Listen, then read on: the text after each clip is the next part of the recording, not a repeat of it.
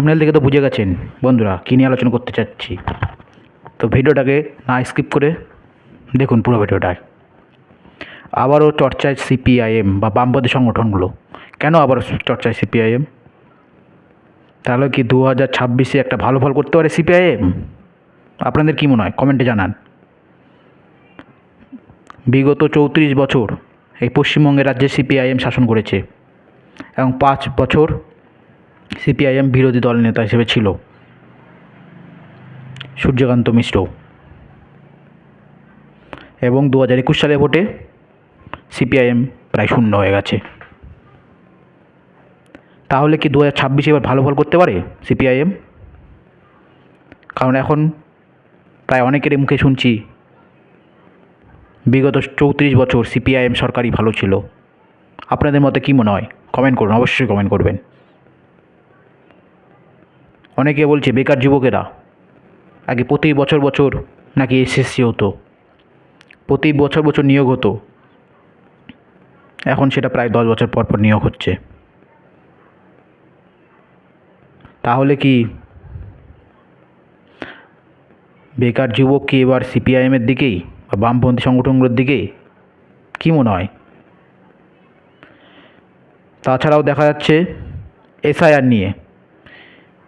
নিয়ে যেভাবে বামপন্থী সংগঠনগুলো যেভাবে সোচ্চার হয়েছে, দিকে দিকে দেখা যাচ্ছে প্রতি জেলায় জেলায় বামপন্থী সংগঠনগুলো যেভাবে মিছিল করছে, মিটিং করছে, এবং এসআইআর শুরু থেকে শেষ পর্যন্ত বামপন্থী সংগঠনগুলো কিন্তু ছিল, দেখেছিলাম।